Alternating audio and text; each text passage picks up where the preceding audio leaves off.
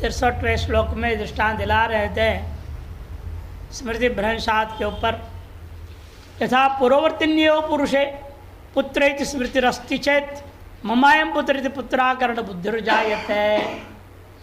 जिस प्रकार मान लो कोई आदमी है, उसके सामने उसका पुत्र खड़ा है और यदि उसको पुत्र संबंधी स्मृति है, संस्कार जागृत हो जाए उसको देख करके, पुत्रत्व स्मृति संस्कार जागृत और स्मृति आवे तो वह कहेगा मम अयम पुत्र इति। पूर्ववर्तिनी पुरुषे एव पुत्र इति श्रुतिरस्ति चेत ममायम पुत्र इति पुरुषाकरण बुद्धिर्जायते।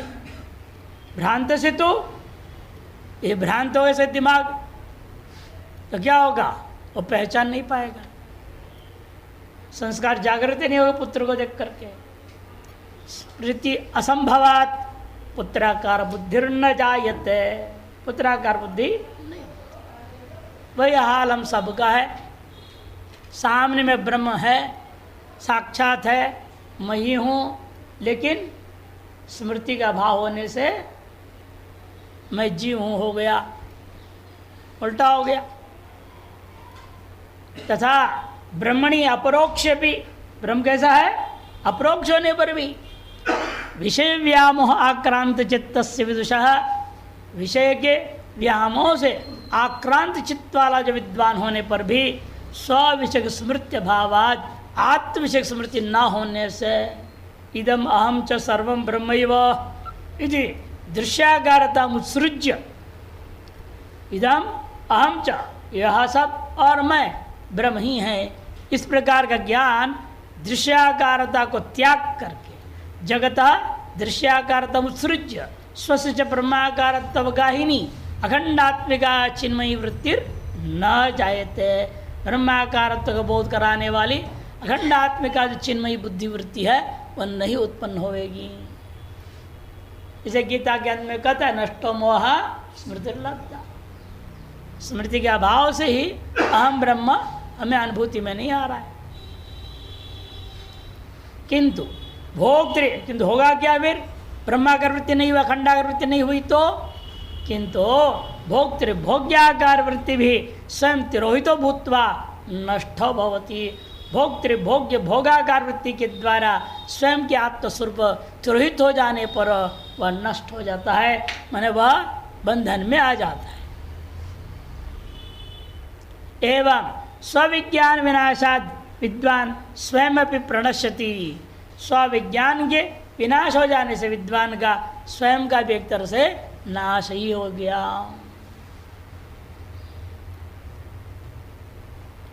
प्रकर्षेण नश्यति इति प्रणश्यति। प्रकट रूपेण नाश होने का नाम प्रणश्यति। संसार कारागारे पतितत्वात् कदाचित भी मुक्ति न प्राप्त होती। संसार रूपी कारागार में यह गिरा हुआ है, अतएव यह कभी मुक्त हो नहीं पाएगा। कदाचित मुक्ति न प्राप्त होती। उसी प्रकार जैसे विषम पिबत अमृतम विव असन्मार्ग प्रविष्टस्य सद्गति न संभवती। जहर पीता हुआ व्यक्ति हम अमर हो जाएं, कैसे कल्पना करेगा, हो ही नहीं सकता। मेवा असन मार्ग में चलता हुआ व्यक्ति वह सदगति को कैसे प्राप्त करेगा, नहीं प्राप्त कर सकता। तो विषयाणाम अवकाश मदत्वा, इसे विषयों को आप बिल्कुल अवकाश मत दीजिए अपने अंदर घुसने को। ये घुसपैठिए हैं, ये अंदर घुसेंगे, अशांति पैदा करेंगे, इसको अंदर घुसने नहीं देना है। अवकाश मदत्वा सर्वेंद्र निग्रह पूर्वक, सकल इंद्रियों को सम्यक प्रकार से निग्रह पूर्वक समाधि कुरुत एव, समाधि का अभ्यास करता हो ही सम्यक ज्ञानम तत्फलम च सिद्ध्यति। ऐसे व्यक्ति के प्रति ही सम्यक ज्ञान और उसका फल मोक्ष ये दोनों ही सिद्ध हो सकता है। इति सिद्धम। टिप्पण क्रोधात् भवति सम्मोह इत्यनेन प्रथम पादेन अशौचम ज्ञाप्यते। प्रथम पाद के द्वारा अशुद्धता मलिनता का बोध हो रहा है। नियम के विरुद्ध में, नियम क्या है, शौच, और नियम के विरुद्ध है अशौच। आपका अंतरण जितना मलिन होगा उतना ही क्रोध आदि उत्पन्न होते रहेंगे। क्रोधात भवति सम्मोह का ज्ञापन हुआ कि अशुद्ध है अंतःकरण। सम्मोह स्मृति विभ्रम इत्यनेन पादेन द्वितीय पादेन, दीर्घ नहीं होना चाहिए, संतोष तप स्वाध्याय नाम अभाव, वह आ गया, भाव आ गया ना, इसलिए दीर्घ नहीं होना। द्वितीय पाद के द्वारा संतोष तप स्वाध्याय, ये जो तीन है आपका बाकी नियम का, उन तीनों के अभाव ज्ञापन हो गया। स्मृति विभ्रम हो गया तो मतलब अब आपको संतोष नहीं हो सकता, जो है उसके भी अभाव में स्मृति नष्ट हो गया। मतलब जो कोई चीज़ आपके पास है तो आपको जो है उसकी विस्मृति हो गई, तो ढूंढते और नहीं मिलेगी, नहीं मिलेगी, संतोष कैसे रहेगा? आदमी तनाव में आ जाएगा, बल्कि परेशान हो जाए, कहाँ रखा, नहीं मिल रहा, नहीं मिल रहा, नहीं मिल रहा। संतोष तो हो नहीं सकता स्मृति विभ्रम होने के बाद, और तप भी नहीं कर पाएगा। भाई तब कब करेगा? व्यक्ति की स्मृति सम्यक रहेगा। आप कोई अनुष्ठान करते हैं, व्रत करते हैं, तभी हो पाएगा ना। आज एकादशी है, स्मृति नहीं रहेगी तो क्या होगा? हलवा पूड़ी खा जाएगा। स्मृति रहेगा तब ना आपके व्रत सम्यक होगा, ये तपस्या हो पाएगी। स्मृति होना बहुत जरूरी है तप के लिए। एवं स्वाध्याय भी, और कल का पढ़ा आज भूल गया, आज का पढ़ा कल भूल जाएगा तो कैसे पढ़ेगा वो? स्वाध्याय कैसे करेगा? स्वाध्याय के लिए अति आवश्यक है आपको पूर्व पढ़े हुए की स्मृति बना रहे ढंग से। जितनी स्मृति बनी रहेगी उतने स्वाध्याय में आपको आनंद आए। नहीं तो रोजाना नया लगता, पता क्या बोल रहे हैं पता नहीं, क्या बोल रहे हैं पता नहीं, कहाँ की कहानी कहाँ जा रहा है, क्या हो रहा है पता नहीं। एक ही तरीका है, फिर एक कहाँ से घुसा दूसरे कहाँ से निकल जाए, हृदय में कुछ बैठेगा ही नहीं, कान में भी नहीं जाएगा, ऊपर ऊपर चला जाए। स्मृति अनिवार्य है। ये तीनों के तीनों संतोष तपस्वाध्याय बिना स्मृति का संभव नहीं है। इसलिए स्मृति का नाश का मतलब इन तीनों का अभाव सिद्ध हो गया। ज्ञापितम भवति स्मृति भ्रंशात् बुद्धि नाशो इत्यादि तृतीय पादेन ईश्वर प्रणिधान अभाव दर्शित। स्मृति भ्रंश हो गया तो बुद्धि का नाश हो जाता है। बुद्धि नाश का मतलब क्या हुआ? अब आपको ईश्वर की जरूरत ही नहीं है। जिसके बाद बुद्धि है वो ईश्वर को मानेगा। मेरे बुद्धि को वो ईश्वर संचालन कर रहा है और ठीक से संचालन करे। धियो यो नः प्रचोदयात्, तभी तो प्रार्थना करेगा। ऐसे क्यों करेगा? जैसे बुद्धि नष्ट हो गया, बुद्धि भ्रंशित हो चुका है, पागल सा हो गया, वो संध्या पूजा पाठ मंत्र जप तप भगवान कुछ नहीं उसके लिए। भोगी बनेगा या तो पागल जैसे रोगी हो जाएगा। इसलिए कहते हैं बुद्धि नाशात प्रणश्यति से, और अंतिम पद क्या था? बुद्धि नाशात प्रणश्यति, और बोध करा रहा है सर्वथा नाश हो गया। सर्वथा नाश हो बोध्यते इत्तम नियम व्यतिरेक मुखेन सूचितम। नियमों को भी व्यतिरेक मुख से यहाँ इस श्लोक से सूचित किया। अतः दो श्लोक यम और नियम के अभाव को दर्शाता है। जो इस व्यक्ति के इंद्रियां और मन निग्रह नहीं है उसके हाल हो जाता है। तान एव अन्वय मुखेन योग सूत्रेषु दर्शिता। इन्हीं नियमों को अन्वय मुख से योग सूत्र में दर्शा दिया।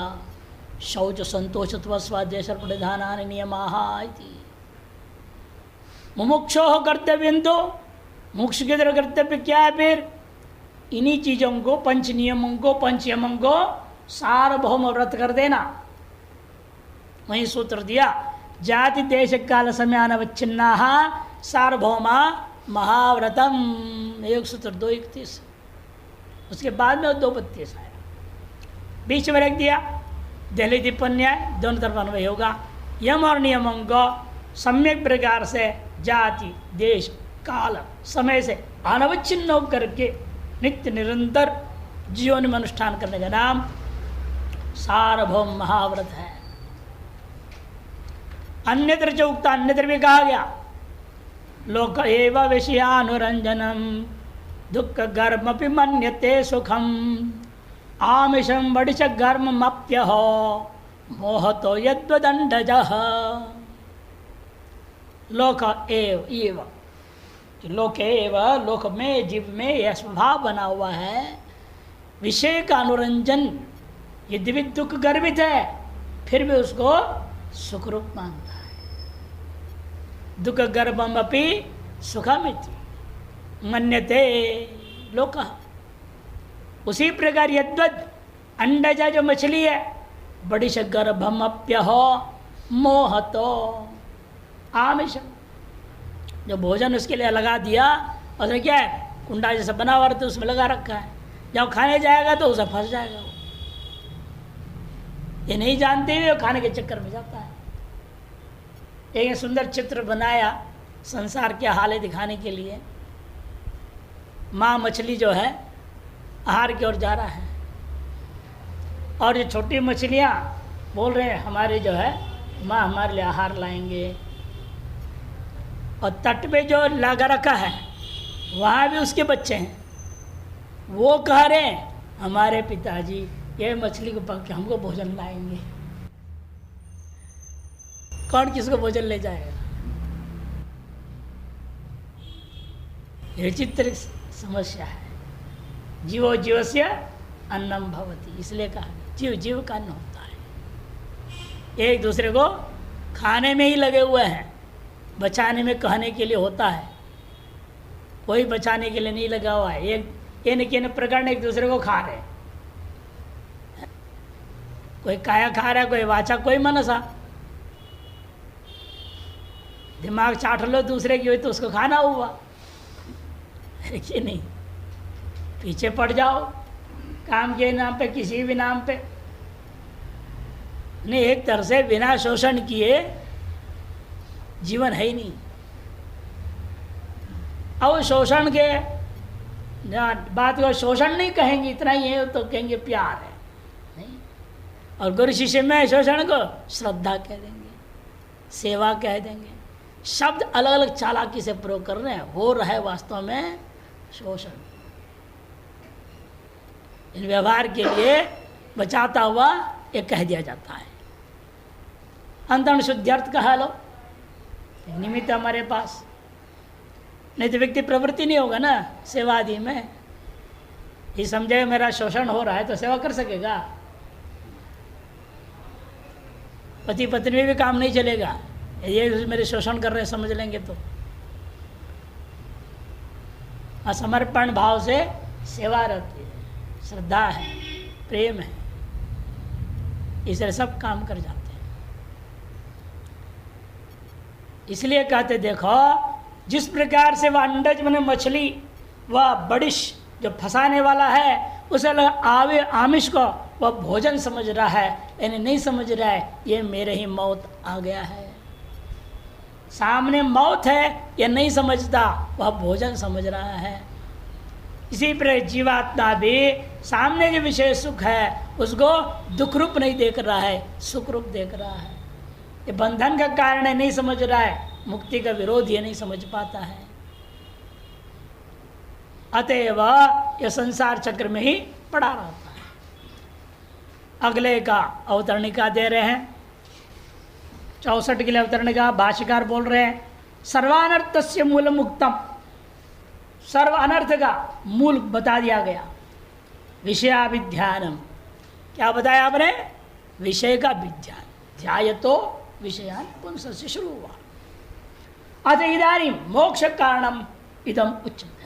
और आप इसलिए अगले श्लोकों से मोक्ष का मुख्य साधनों का वर्णन करेंगे। मोक्ष का साधन वर्णन किम आसीत व्रजेत किम, इस प्रश्न के जवाब में 64 से 71 तक किम आसीत आसन का वर्णन करेंगे। या तो प्राणायाम था और प्राणायाम के लिए आसन जय होना जरूरी है।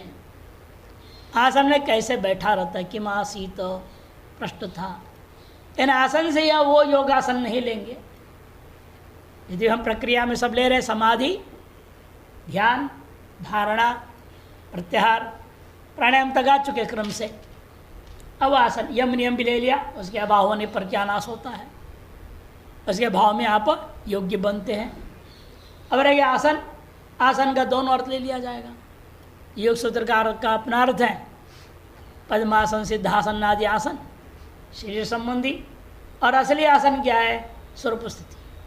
आस्यते स्वस्मृति आसन, अधिकरण अर्थ में कर दो ल्युट।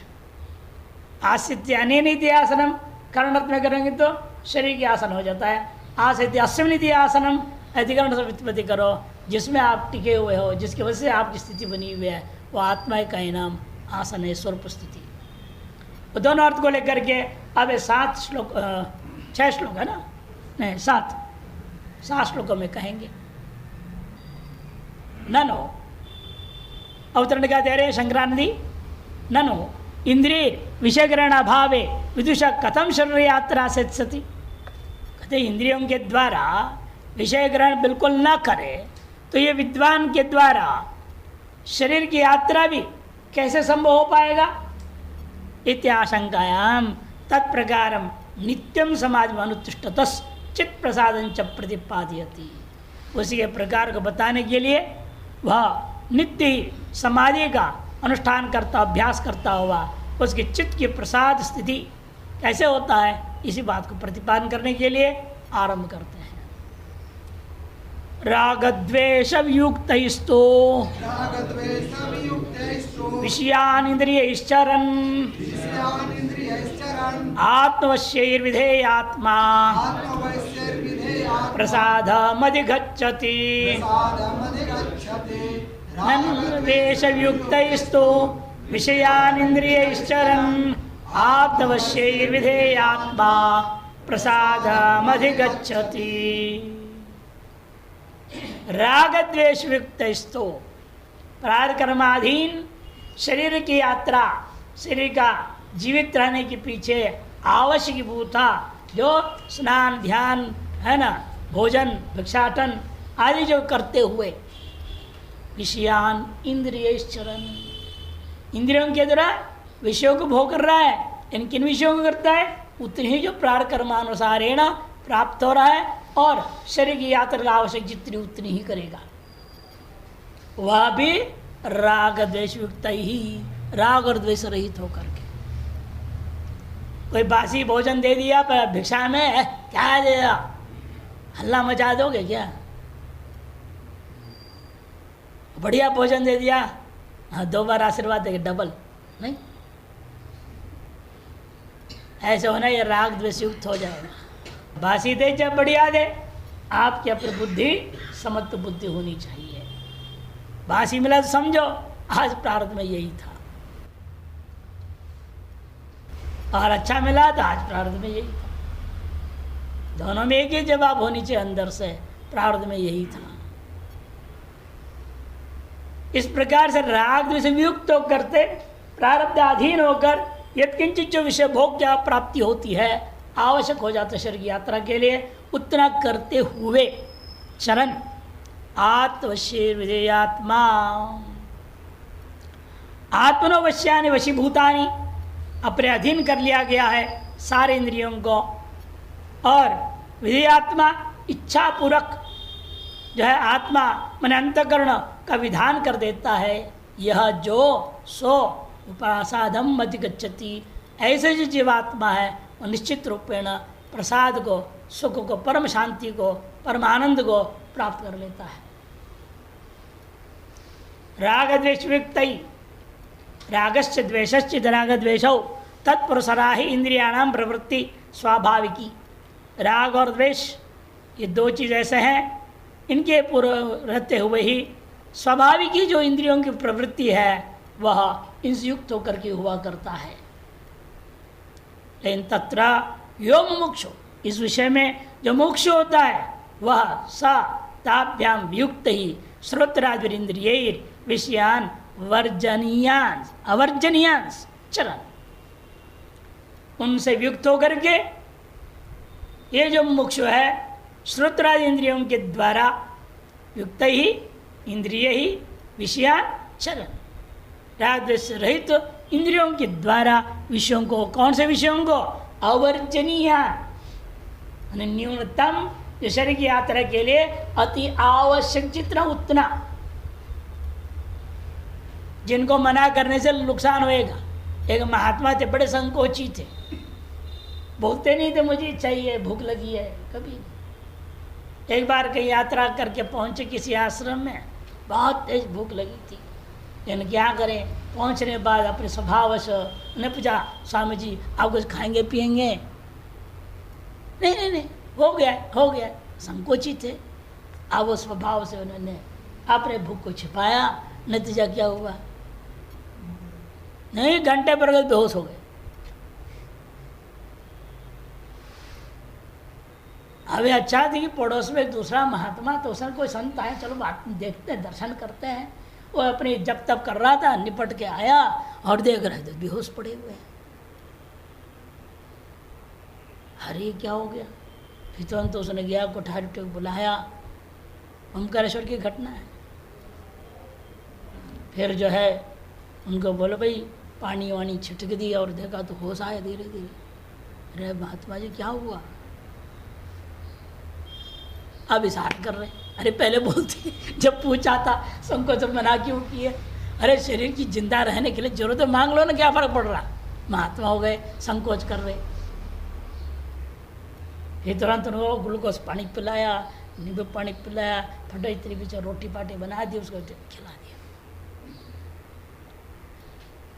तब कहले आज बच गया।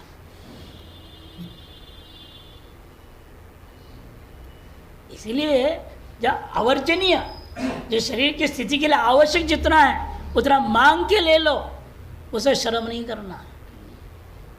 मोक्ष का कर्तव्य है। क्यों? शरीर रहेगा तब ना आगे साधना भी चलेगी। शरीर ही टिकेगा नहीं तो साधना क्या कर लोगे? शरीर माध्यम खलु धर्म साधनम, शास्त्र क्या रहा है। इसलिए अवर्जनीयान भाष्यकार ने कह दिया, उन्हीं विषयों को ग्रहण करेगा जो अवर्जनीय चरण उपलभमान आत्मवश्य आत्मनवश्यानी थी, मैंने अर्थात वशीभूतानी, स्वयं के द्वारा वशीकरण कर लिया गया। किनको? इन इंद्रियादि को। तैर आत्मशेर विधेयात्मा, इच्छा तो विधेय आत्मा अंतर्गुण्यस्य, अपनी इच्छा के मुताबिक इधर प्रत्याराध्य सिद्ध हो चुका है। अपनी इच्छा के मुताबिक अंतःकरण को प्रवृत्त कराएगा। जरूरत हो तो बाहर आएगा, नहीं तो अंदर ही रहेगा, अपनी स्वरूप चिंतन में लगा रहेगा। इच्छा था अंतःकरण को बाहर प्रवृत्त करना न करना, उसको कहते हैं विधेयात्मा। ऐसे ही व्यक्ति यस्य स्वयं प्रसाद गच्छति, जिसके अंतःकरण इस प्रकार के वश में है, वही व्यक्ति प्रसादम। प्रसाद का मतलब क्या? प्रसन्नता, स्वास्थ्यम इत्यर्थ। प्रसन्नता को प्राप्त करेगा, माने स्वस्वरूप में स्थिति को प्राप्त कर जाएगा। शंकरानंदी राग द्वेषयोर बीजम विशेष इष्टत्व निष्ठत्व बुद्धिरेव। पूर्व में वर्णन हो चुका है, राग और द्वेष का बीज क्या है? विषयों में इष्टत्व और अनिष्टत्व बुद्धि। यह मेरा मदिष्टम भवति, यदि हो वहाँ राग हो जाएगा। इदम मद अनिष्टम भवति, उस विषय में आपके पर अंदर द्वेष हो जाएगा। दोष दर्शनेन तस्याम परित्यक्तायाम, दोष दर्शन करके आप यदि इसको त्याग देते हैं, राग द्वेष को त्याग देते हैं, तो इंद्रियाणि राग द्वेष युक्तानि भवन्ति, तब इंद्रियां राग द्वेष युक्त हो जाएंगे। तही राग द्वेष युक्त ही, इस प्रकार से राग द्वेष से रहित उन इंद्रियों के द्वारा विशेषो असत्व तुच्छत्व बंधकत्व बुद्धिया, विषय को जब ग्रहण भी कर रहा है तब भी तीन चीज रहेगी उसके दिमाग में। भिक्षा हाथ में ले लिया है, खा रहा है, खाएगा या खा रहा है मान लो, तो बुद्धि में क्या रहेगी? तीन चीज रहेगी। ये वास्तव में है ही नहीं। असत्व बुद्धि रहेगी और तुच्छत्व बुद्धि रहेगी। क्षुद्र है, मजबूरी है, नहीं खाएंगे शरीर नहीं रहेगा, स्वाध्याय नहीं होगा, भजन नहीं होगा, इस तरह से मजबूरन खा रहा है वो, तुच्छत्व बुद्धि रहेगी। और ये भी जानता है यदि थोड़ा सा भी इसमें आसक्ति किया, ये मेरे लिए बंधन का कारण बन जाएगा। बंधकत्व बुद्धि रहती है उसके अंदर। जिन विषयों को प्रारब्ध की वजह से शरीर की यात्रा के लिए उपभोग करना पड़ता है, तो भी उसमें भी तीन चीज की बुद्धि असत्य बुद्धि, तुच्छत्व बुद्धि, बंधगत बुद्धिया राग द्वेषाभ्याम वियोजित इंद्रिय, राग और द्वेष रहित वियोजित इंद्रियों के द्वारा उन विषयों में वह भोग करता है। ततएव ऐसे करने से ही आत्मवश्य ही, इसे इंद्रिया स्वाज्ञाधीन हो गए, समझ लो। आत्मवश्य, आत्मन मैंने स्वस्य, वश्य ही संकोच व्याकोच और वशवर्ती भी, इसको संकोच करना या व्याकोच करना, मैंने अंतर्मुख बनाए रखना, बहिर्मुख बनाए रखना, अपने मर्जी से करता है वो। ये प्रत्याहार का परिपक्व अवस्था होता है। अपने मर्जी से इंद्रियों का प्रयोग करना, चाहो तो सुनूंगा, नहीं तो नहीं सुनूंगा, चाहो तो देखूंगा, नहीं तो नहीं देखूंगा। आंख खुला है लेकिन नहीं देख रहा है, कान खुला है लेकिन नहीं सुन रहा है। इसी बार कई बार ऐसे हो भी जाए तो स्थिति, लोग पूछते हैं आप सुन रहे हैं ना, समझ रहे हैं ना, ये कहना पड़ता है कि लगता है सुन ही नहीं रहे हैं। एक तो होता है नींद से आ रही इसलिए नहीं सुन रहे, बात अलग है। जागरूक बैठे हुए फिर भी ऐसा दिख रहा है, चेहरा से मालूम हो रहा है, तो समझना पड़ता है इसको सुन नहीं रहा है, समझ नहीं रहा है, या तो सुन ही नहीं रहा है या सुनकर भी समझ नहीं रहा है। इसलिए कहते हैं कि वह अपने वश में इतना है इंद्रियों को संकोच करना या व्याकोच करना, उसके वशवर्ती भी प्रसन्न इंद्रिय ही। अति इंद्रिय कैसा, इसलिए अत्यंत विशुद्ध इंद्रिय, विषयान अन्न रसाधीन अनिषिद्धान, उन्हीं विषयों को, कौन से विषय कह दिया, अन्न रसादियों को, मैंने भिक्षा पाएगा, ज्यादा अन्य विषयों को भोगने में नहीं जाता, और अन्नों को वो ही लेगा, वो उनमें भी जो अनिषिद्धान, निषिद्ध नहीं है वही भिक्षा में लेगा। जहाँ देखिए प्याज लहसुन की तड़का वाला है वो नहीं खाएगा, भिक्षा में नहीं लेगा। यदि अनादर नहीं करना चाहिए, भिक्षा नियम पालन करेगा तो ले लेगा, नीचे ले जाकर उधर कहीं गाय वाय को खिला देगा, नहीं खाएगा उसमें। और एक का भिक्षा करने चला गया, मिल गया बढ़िया बढ़िया लड्डू, बेसन के लड्डू, तो खाएगा वो, या तो कल के लिए रख लेगा, नहीं तो किसी को दे देगा। जो कल की चिंता नहीं करते हैं वो साधु कल के लिए नहीं रखेंगे उस लड्डू, किसी और को दे देंगे, जिसकी एकादशी व्रत नहीं उसको दे देंगे, कल भाग्य में होगा तो मिल जाएगा दोबारा।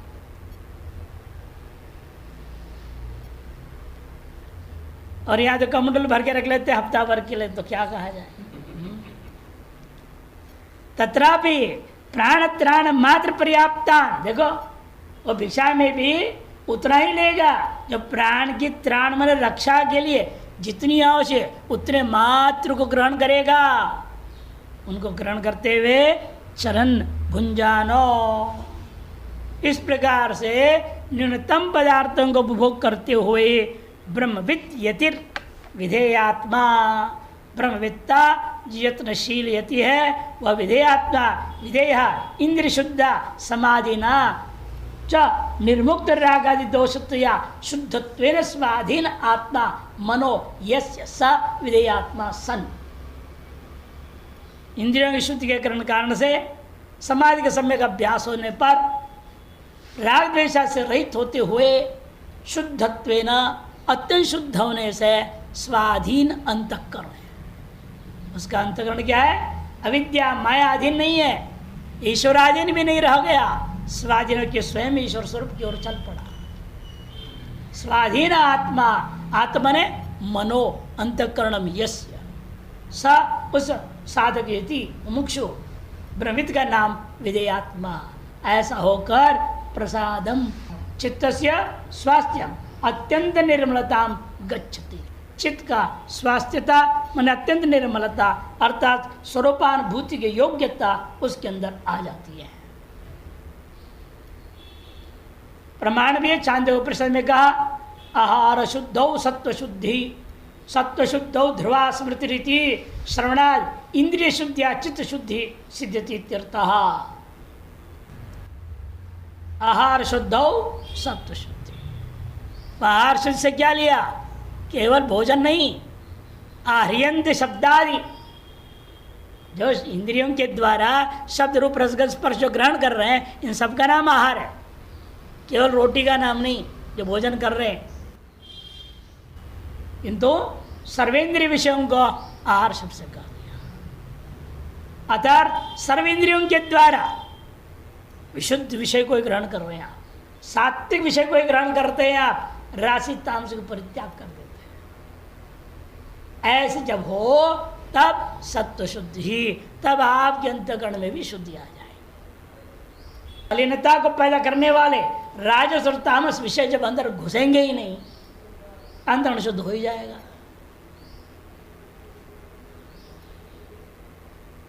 आज जब सत्व शुद्ध हो जाए, अपने स्वरूप की स्मृति ध्रुवा स्मृति से नित्या स्मृति हो जाएगी अपनी। जिस श्रवणादि इंद्रिय शुद्धिया, ये श्रुति श्रवण से ज्ञापन हो रहा है, इंद्रिय शुद्धि के द्वारा चित्त शुद्धि, चित्त शुद्धि के द्वारा स्वरूपानुभूति होती है, सिद्ध्यति इत्यर्थः। 64वें का टिप्पणी देखिए। प्राणायामेन ईश्वर प्रणिधान वा, पूर्वोक्त किया है, दो विकल्प दिया था, प्राणायाम अथवा ईश्वर प्रणिधान। जब प्राणायाम करने योग्य नहीं है तो ईश्वर प्रणिधान के द्वारा वा, या कश्चित इंद्रिय वांछति, जो कोई भी इंद्रिय विजय को प्राप्त करना चाहता है, तस्य तदर्थ प्रथमम आसनजम कर्तव्यम, वह उस प्रयोजन की सिद्धि के लिए वह व्यक्ति के द्वारा निश्चित सबसे पहले आसन पर विजय पाना पड़ेगा। ये तो ही योग सूत्रेष्युक्तम, योग सूत्र ने भी कहा दिया है कि भाई देखो, जिसको प्राणायाम करना है तस्मिन् सति, आसनम सिद्धे सति, आसन के सिद्ध होने पर ही प्राणायाम शुरू करना। यहाँ तो ऐसा नहीं, आजकल तो जो है साथ साथ सिखाना शुरू करते। आज पहली बार आया विद्यार्थी, पहले कुछ योगा किया है नहीं किया, कुछ नहीं जानता, उसको सीधे आसन सिखा दिया, साथ में प्राणायाम, और दोपहर के बाद ध्यान धारणा और सब सिखा देंगे एक ही दिन में, अष्टांग योग पूरा। और क्या हमारे यहाँ इतना पैकेज है? नहीं, पैकेज सवेरे 4 बजे उठाया जाएगा, रात्रि 10 बजे तक रगड़ा दिया जाएगा, पूरे अष्टांग योग एक दिन में। और ऐसे 200 घंटा, 200 घंटा, आजकल तो घंटों का कोर्स 200 घंटे, और प्रतिदिन को इतना घंटा आपको लगा दिए हैं, तो उतने घंटा इससे चलो, उतने 200 घंटा कितने दिन में पूरा होगा? उतने दिन में आपका कोर्स पूरा होगा।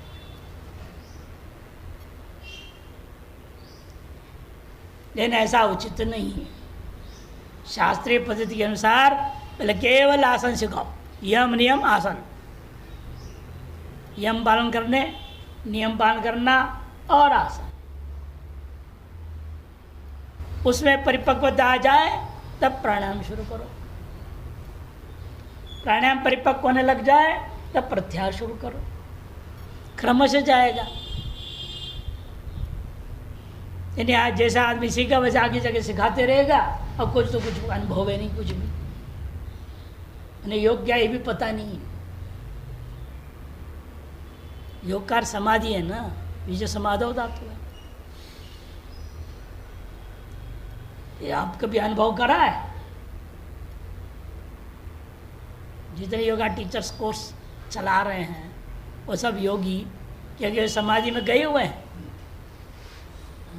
ध्यान में भी सम्यक प्रकार से नहीं गए। वो भी ध्यान तो विषयान पुरुष है, कितने विद्यार्थी हैं, कितने डॉलर बचेगा ये देख रहे हैं। इसलिए ये बहुत जरूरी है आसन सिद्धि, अर्थात आसन जैसे कहा गया है। अतएव आसन शब्द से तात्पर्यार्थम 8 श्लोक है, 8 श्लोक। इसलिए आसन शब्द के तात्पर्यार्थ को ही बताना चाहेंगे सीधे ही, 8 श्लोकों के द्वारा बता रहे हैं, 64 से 61, 72वां समाप्ति पे।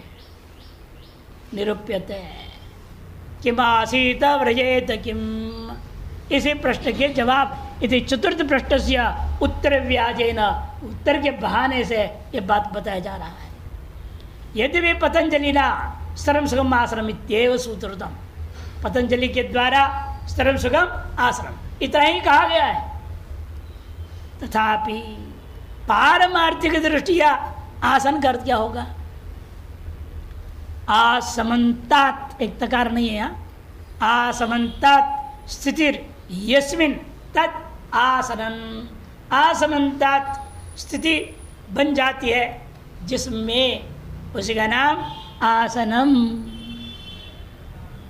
व्युत्पत्तिया स्वरूपावस्थान में व आसनम, स्वरूप में अवस्थित होने का नाम ही आसन है वास्तव में। तच्च कथम, और कैसे होगा, यदि चेदाह राग द्वेषुक्त इत्यादि 64 से आरंभ करेंगे। तू शब्द पूर्वस्माद विलक्षणत्वम द्योतयति युक्त, तू शब्द क्यों आया है, पूर्व में कथित जो व्यक्ति है जो इंद्रियादि के वश में चला गया है, जिसकी स्मृति भ्रष्ट हो गया, बुद्धिनाश हो रहा है, उसकी अपेक्षा से विलक्षण है। वह अविद्यावान है, ये विद्यावान है। विलक्षणता बोध करने के लिए है। राग द्वेषयुक्त मने सीधे सीधे शब्द में कहो उदासीन, विषयों से उदासीन, कोई लेना देना दे, मिला तो ठीक, नहीं मिला ठीक, जैसा मिला वैसा स्वीकार।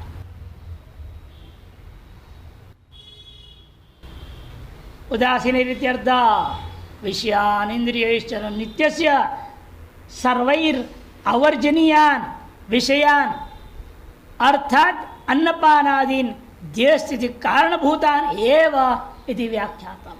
सभी टीकाकार इसलिए यहाँ विषयों को भोग करते हुए अर्थ का है नहीं कि जो आ जाए जो मिल जाए सबका भोग कर दो इंद्रियों के द्वारा, ऐसा नहीं। इंद्रियों के द्वारा, सकल इंद्रियों के द्वारा अवर्जनीय अर्थात विषय कौन, अन्नपानादि जो देह स्थिति के कारणभूता जितना उतने मात्र को ग्रहण करना।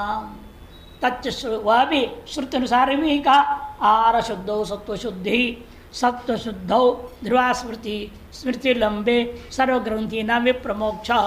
यह है छांदोपनिषद 7:26 8वां नहीं, 7:26 7:26 का है।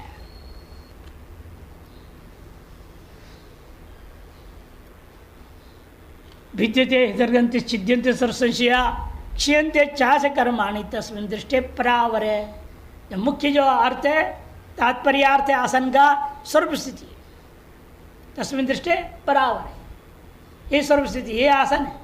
ये जिस दिन लग जाए उस दिन क्या होगा बता दिया, सब खत्म हो जाएगा। विद्यते हृदय ग्रंथि, अविद्या का नाश होगा, तन्निष्ठ सकल कर्मों का विनाश, संचित कर्मों का नाश होगा, अब संशय का नाम नहीं रह गया। प्रसाद स्वास्थ्य मित्र, स्वस्मिन स्थिति रीति स्वस्थता, स्व में स्थित होने का नाम स्वस्थ, तस्य भाव स्वास्थ्यम। सुपिस्ता सूत्र से भाव में शे प्रत्यय करके रूप बना है। स्वे महिमनी प्रतिष्ठित उता महिमनी थी, उसी छांदोग्य में आया। वह उस समय में यह तो स्व महिमा में स्वयं प्रकाश स्वयं ज्योति स्वरूप में स्थित है अथवा कहीं भी स्थित नहीं है। मुक्ति अवस्था का ये स्वरूप होता है। 65वें की अवतरणिका देखिए, प्रसाद सती किम स्यात् इत्युच्यते। ये प्रसाद हो जाए, प्रसन्नता स्थिति पहुंच जाए तो स्वरूप स्थिति में पहुंचने पर हो जो है क्या होगा, इसके लिए इतना मेहनत क्यों करें हम, ऐसे पूछने पर उसका जवाब 65वें श्लोक में देंगे। नित्यम समाधि निष्ठया च इंद्रियाणाम मनसश्च शुद्धि लक्षणम प्रसादम संपादितवतो विशिष्ट सिद्धे फलम्बाह। नित्य समाधि निष्ठा के द्वारा इंद्रियों को, मन को, सबको शुद्धि रूपा प्रसाद को प्राप्त कर लिया, संपादन कर लिया जिस व्यक्ति ने, ऐसे विद्वान के लिए तत्सिद्धि का फल क्या मिलता है वो फल बताने के लिए आरंभ करते हैं।